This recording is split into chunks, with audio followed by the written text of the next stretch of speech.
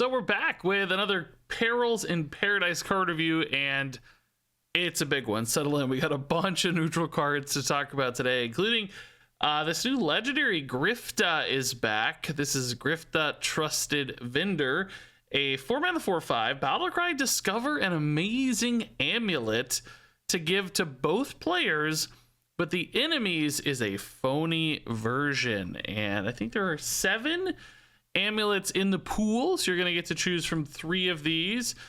Here are the first 4, and they're like counterfeit versions. Amulet of Strides, which looks insane. Reduce the cost of all cards in your hand by 1. The opponent gets the same thing, except it doesn't work for spells. Which, by the way, is still pretty good for them. I think just discounting their minions, they'd still be rather happy about that. Amulet of Mobility, draw 3 cards. The opponent draws 3 or discards 2 of them. It's kind of like a tracking for the opponent, but you're just drawing 3. Pretty nice. Amulet of Energy, restore 12 health to your hero. The opponent gets restore 12 health to your hero, but then takes 6 damage. Amulet of Warding will deal 6. Then the opponents can only hit minions. The Amulet of Critters is going to summon a random 4-cost minion and give it Taunt. The opponent gets the same, but theirs can't attack. Amulet of Tracking, which, man, how is that one not the Amulet of Mobility? It's get 3 random legendary cards, and the opponent gets 3 random legendary cards. Then it transforms them into commons. And the Amulet of Passions, take control of an enemy minion until the end of your turn, which, by the way, those have historically meant you could attack with that minion right away. And the opponent's is the same, but it has 1 attack. So they can't use it to, like, maybe take a good trade, for instance. So, pretty high-powered effects, of course. You know, like just drawing 3 cards for 1 mana. We know that's insane. Hand reduction, pretty crazy for 1 mana. Deal 6 damage, actually pretty crazy for 1 mana. And we, again, are seeing even more cheap spells to fuel all of these like cheap spell synergies. Literally every single video there's been a new one, and I've pulled up Sunsapper Lanessa for Paladin. All of these like cheap spells, this is a card that can utilize them super well for 1-cost spells in particular as well. We already have things like Pip and Priest and Sonya and Rogue to potentially get extra copies, extra value out of all of these cheap spells. Of course, I'm sure Mage has some stuff too to like utilize cheap spells and recasting and so on.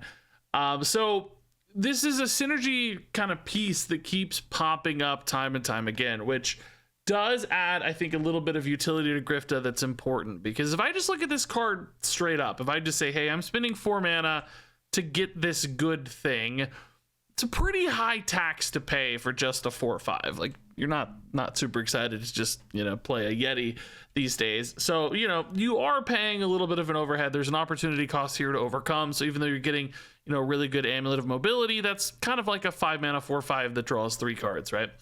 So in a world where there's no additional synergy, no additional bonuses, it doesn't really feel that good. And you're also giving your opponent something fairly useful. And in many cases, the more useful yours is, the more useful your opponent's is going to be. Because, like, yeah, Amulet of Strides can be crazy, but the opponent's Amulet of Strides is still pretty good too. Like, reducing minions can still be impactful. They get their brand down a turn earlier, whatever. They play their Titan a turn sooner. Like, that's still a really high upside for the opponent. So, in other words, you're not really extracting much of a bonus comparatively to your opponent, particularly because you're spending that 4 upfront in order to do that. So I think you need some other piece that's going to, like, you know, you get an Amulet of Warding, hopefully, and then you use that with Sonya to burst down the opponent or whatever. But even then, like, trying to play for specific combos or some kind of finisher out of this where you're relying on the discount or relying on the damage, that's not going to be that reliable either, because you're only getting to pick 3 out of the pool of all of the different amulets. You're not going to get, like, guaranteed hits. Of course, there are, like, Shadow Steps and double battle cries and things that can help you get even further, but that's even more commitment to this game plan. So it just takes a lot of sort of fuel to get all of this moving and going in a way that's useful. I will say one other slight advantage of the GRIFTAH is that you do get to play yours before the opponent. You know, it's like there's, you know, you get the card right away. Sometimes that could give you a little bit of an edge. Like, you get to deal 6 before they get their thing. If it's lethal, it, you know, it doesn't matter perhaps. But Sometimes that can be another slight advantage, but still, I think this is a pretty big ask for a regular, just, run-of-the-mill card in a deck. But I am going to keep this one open for some possibilities because of those additional synergies. If you start adding a bunch of really high-powered one-cost spells to hand, and you start duplicating them, and you start doing shenanigans with them, it might just snowball. And, spending 4 mana to set up for some kind of explosive, crazy turn later where you're just popping off doing all this silly stuff, that's going to be worth it, right? That's totally fine. So, in other words, is this just a generally good Reno filler sort of card? You just plop this into a deck and you hope it works? I don't think so. I think it's a little too expensive, and the downsides bring, your opponent's upside too close to your own. So, that was a weird sentence, but in other words, you don't benefit enough compared to your opponent to make it worth it in those contexts. But in more specific deck built structures where there's some kind of extra synergy to extrapolate from this, that's where I think GRIFTAH has a higher chance to see play. Okay, so moving on here, we've got a little cycle of cards that's all about locations and rewarding locations, because we're going to see the destination locations. You've only seen one so far, the Druid card, the hiking trail, but these are locations where if you have a trigger, you get to reopen them immediately, hitting the button multiple times, which for a card like Seaside Giant could get him discounted much more quickly. But we got the Seaside Giant. I'm going to go ahead and show you the other two here just to get context as well. We've got the Scrapbooking Student. This one will summon a copy of a friendly location as a 5-mana 5/5, and the XB931 Housekeeper. After you use a location, gain 3 armor, which I think with the hiking trail, based on the wording of these two cards, I think if you play these together and you hit hiking trail, you're going to discover your top minion. Then the housekeeper, after you use the location, is going to give you 3 armor. That's going to reopen the hiking trail. So then you can hit the button 3 times in a row. You're going to gain 9 armor, discover 3 taunts, and discount your giant by 6, which that's a pretty cool turn for like a turn 5 play, or I guess even turn 4. By God, you could have the hiking trail on 3 and 2 of the housekeepers on turn 4. But anyway, that's a pretty cool little sequence. I don't know that you care that much about discovering the taunt minions, but just using this as fuel to discount the big boy here and get yourself a nice cheap Seaside Giant. There's something interesting there. But I will say too, the housekeeper's like really specific. It doesn't do anything on its own. It demands that locations. Sometimes it's going to be just dead in hand, and sometimes it's only going to be 3 armor. And only in Druid specifically, or Druid/Warrior, since that's a tourist card for Warrior, will that be like a super crazy thing. But there's also like Odin synergies that are kind of cool with the housekeeper and locations. So I don't know. This one's probably not as general use as the other two. Might be limited specifically to like Druid and Warrior synergies, because I think it'd have a hard time just getting enough armor upside otherwise.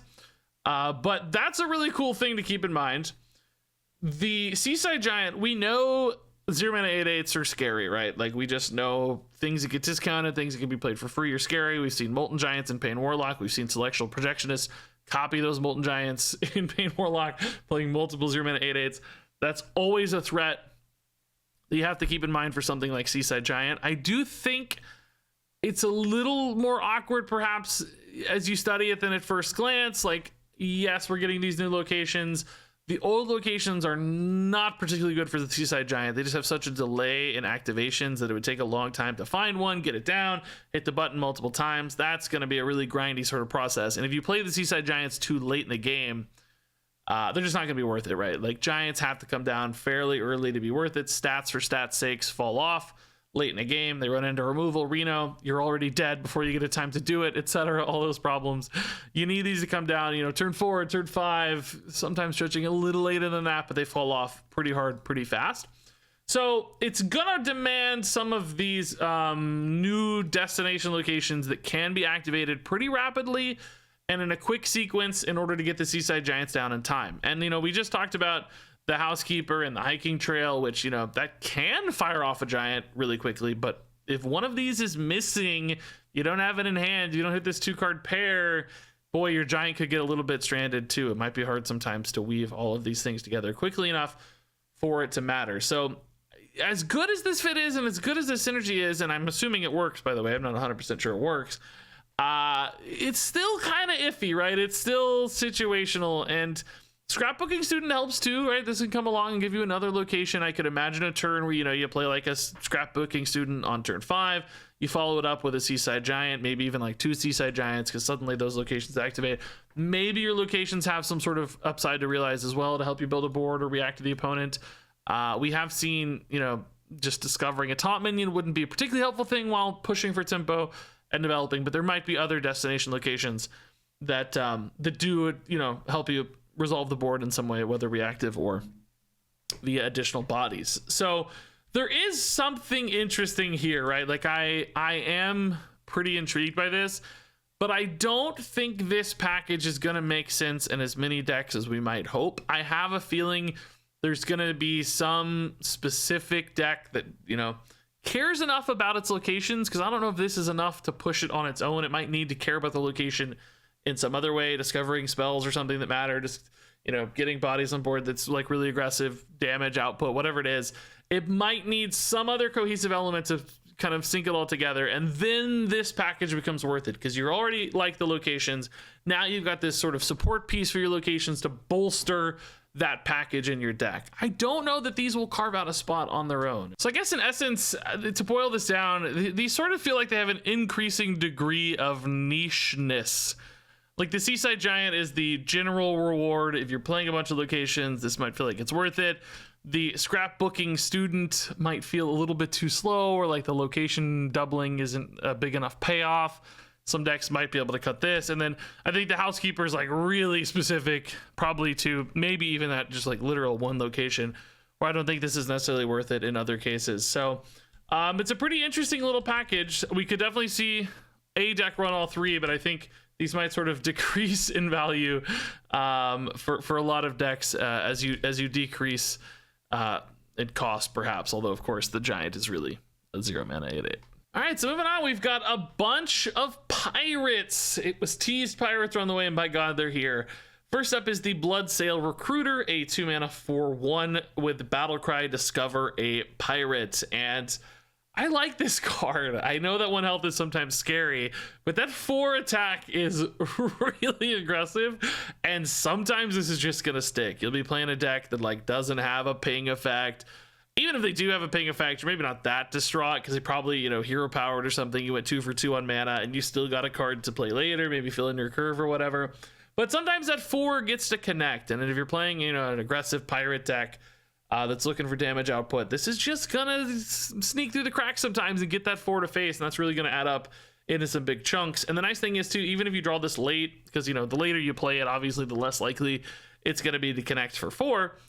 It's still gonna get you some upside. You're gonna help fill a curve late, or find some value late, or find some damage late, or whatever off your other pirates. So there is still this bonus. Plus, if there are any key pirates, cool legendary pirates, class pirates, or whatever, this might give you a decent opportunity to find extra versions of those 2 sometimes with the discovers. So I think this is a surprisingly high utility little 2-drop that I suspect most pirate decks will be very happy to run. So next up is the Dread Deserter, a 6 mana 6/6 pirate. It has charge if this didn't start in your deck. And of course, it's a great pirate to discover potentially, because if you discover it didn't start in your deck and you got yourself a nice threatening body, this could be some end game damage. Yeah, it's not as efficient as something like Leroy, for instance, but you're just finding it at a pinch. It's a bonus, right? It might be a nice way to close out a game.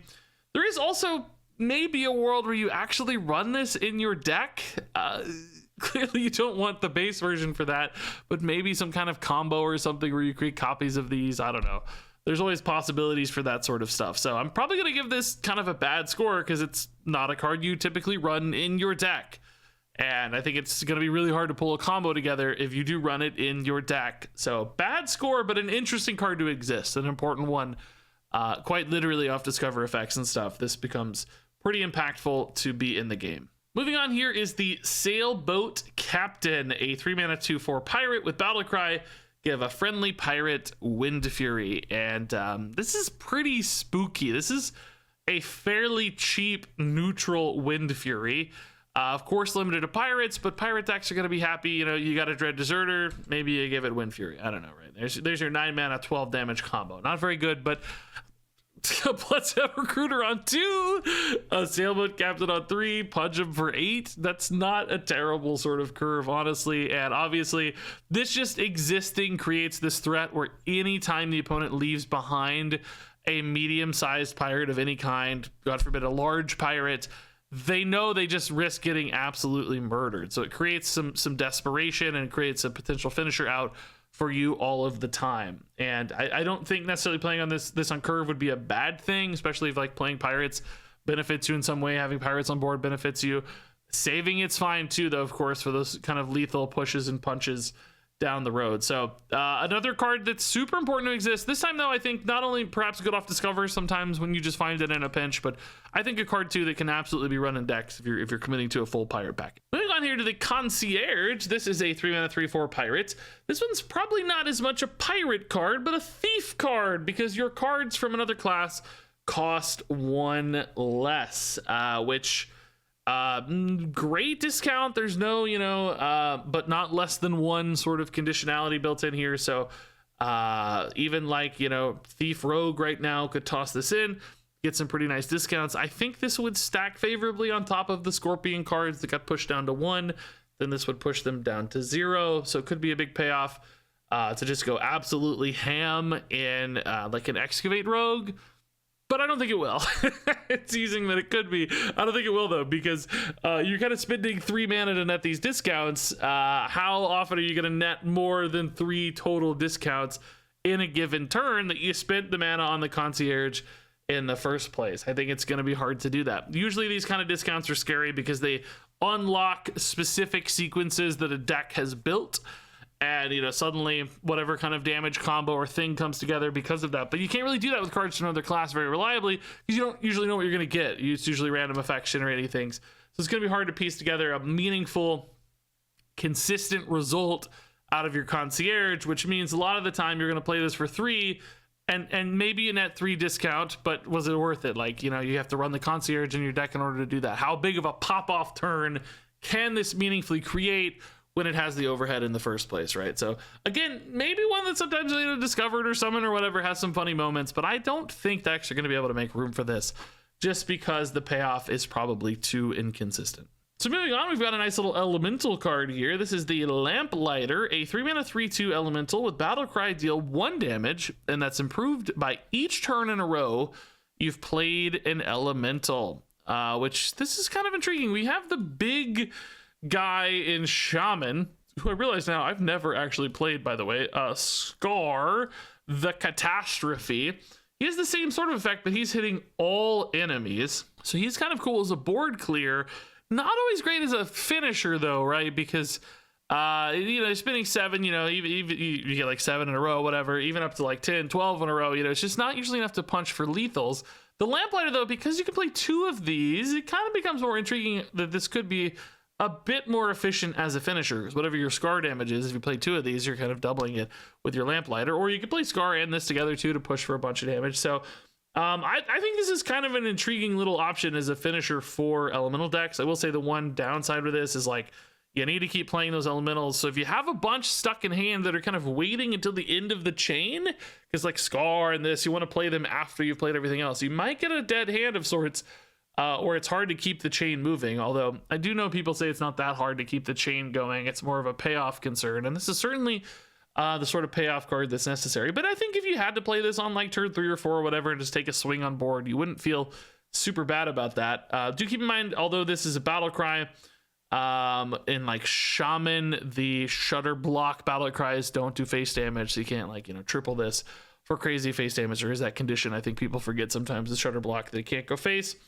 And like Warrior double battle cries, I doubt Warrior could do a lot with this because there just aren't enough elementals for Warrior to be consistent, although that does sound like a fun deck idea. So nonetheless, intriguing. It's just going to be a challenge for this one. Can an elemental deck come together? It's really limited to Mage and Shaman. I have a feeling they're going to be doing better things. I think this is probably okay, but just not enough to push elementals into that next level. So moving on here to the Tide Pool Pupil. This is a 1-mana 2/1 Naga with Battlecry. If you've cast 3 spells while holding this, discover 1 of them, which this is kind of a neat little idea, right? Like getting to pick an extra spell in your deck. It's kind of like, you know, you're running this garbage pupil just in order to get a copy of something better, because you have some awesome spells that you're looking to get copies of. That could be like really specific, awesome late game win condition spells. Like I was thinking about Black Rock and Roll with this would be really goofy.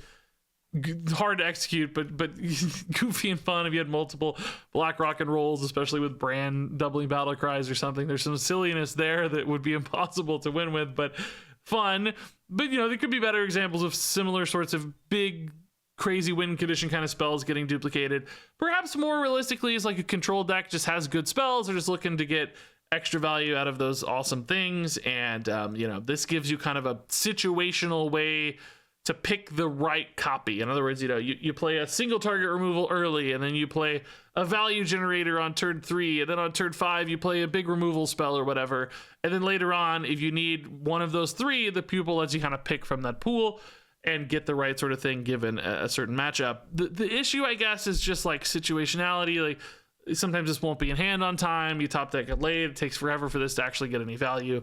I think those downsides are going to be too much to overcome for this. Like, yeah, I can imagine scenarios where on turn 1 it's perfect, but late in the game hitting it might just be too dead for too long, and therefore, you know, you'd rather just have another removal spell or another value generator or something. A Discover card does a similar sort of thing because you're not looking for anything specific necessarily. So it might have to be a deck where you're trying to copy a specific card that makes it worth it, but I think it's hard for a deck to come together around that idea. That's going to be much tougher to pull off. Next up here is the Over Planner. This is a pretty crazy card. A 3-mana 3/3. Discover 3 cards in your deck to put on top in that order. And this is kind of like Dredge almost. You know, Dredge was taking something from the bottom and putting it on the top. Of course, Dredge had like extra bonuses and stuff. But this is specifically just lining up your next 3 draws, which is kind of like pretty cool, right? Like you can fix curve problems sometimes, you know, like, oh, I'm gonna pick a 4 and a 5 and a 6, and by the way, I was told it does go in order. So like your first one is gonna be the one on top, and your second one is gonna be the second card, your third is gonna be the third card. It's not like reverse swapped order or whatever. It's not like your last pick is at the top. So do keep that in mind. And then it also gives you this upside of like planning, you know what you're gonna draw. Like, okay, I know this is my next thing, so I could kind of make lines like, okay, I don't maybe need to deal with this board. I know I have a board clear coming 2 turns down the road. I'm going to let this 3/3 linger or whatever. It'll get cleaned up in that board clear that I draw later on. So there's this little benefit to sort of decision making along the way as well. Like this is a card I'll want to run. It'll feel really good to run. I have a feeling a lot of good decks will just cut this because they don't necessarily need anything specific. And they'd rather just run a 3-drop that does something more directly. Like, I just want a rush minion to trade in. I just want a discover card to find something, right? Like, if I'm going to spend 3 mana to get a 3/3, there's probably other upsides that might be, you know, more easily and immediately realized than this sort of deck ordering. I don't know that you'll improve your card draw quality enough, but maybe I'm wrong. Maybe that is enough of an upside. Maybe that marginal gain is actually significant gain. And just having that curve fit and having the card quality choices really helps. So I don't know, dude. This one's tough. This is interesting. I'm probably gonna play this card a lot, but I don't know that it will actually be especially great. I think it might just be okay.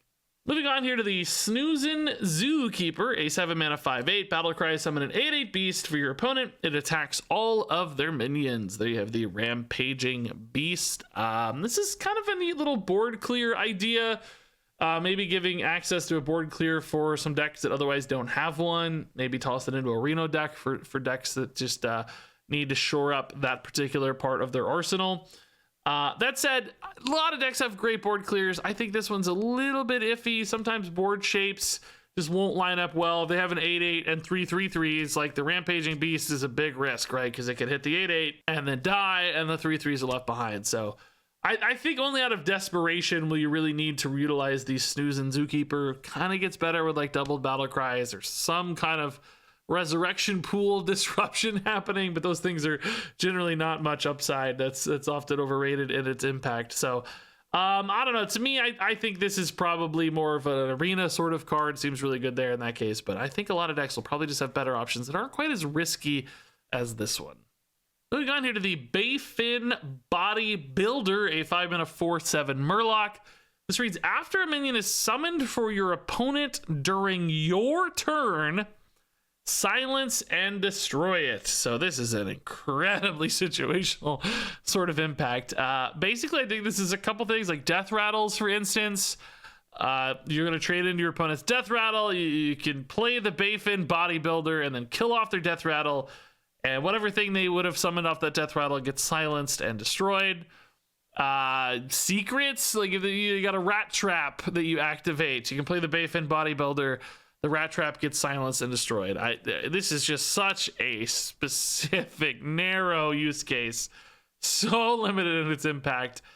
I don't really see how it's worth it. Maybe I'm missing something. Maybe there's a death rattle meta on the way where this gets like a little better, but still, it's a pretty specific and pretty expensive card, even in that perfect scenario. So I don't know. This is a cool design. I also like this art a lot. This guy's really funny and charming, but I just don't see how this gets played much, if at all. All right, so that said, let's do some quick reviews. GRIFTAH Trusted Vendor is a 3-star card. Seaside Giant is a 4-star card. Scrapbooking Student is a 3-star card. XB931 Housekeeper is a 3-star card. Bloodsail Recruiter is a 4-star card. Dread Deserter is a 2-star card. Sailboat Captain is a 4-star card. Concierge is a 2-star card. Lamplighter is a 3-star card. Tide Pool Pupil is a 2-star card. Overplanner is, I think, a 3-star card. Snoozin Zookeeper is a 2-star card. Bayfin Bodybuilder is a 1-star card. And there you go. That wraps it up for a bunch of cards here. I'm curious what you guys think of these. Is GRIFTAH Trusted Vendor going to be worth it? I almost gave him a lower score, but you know, some of those spell synergies are just sitting in the back of my mind, man. Whether it's Lanessa or something else, having all these cheap spells to benefit from might be worth it, but close. It's close. So I'm curious if you like this one a bunch. Let me know in the comments down below. Thanks so much as always for watching, and until next time, game on.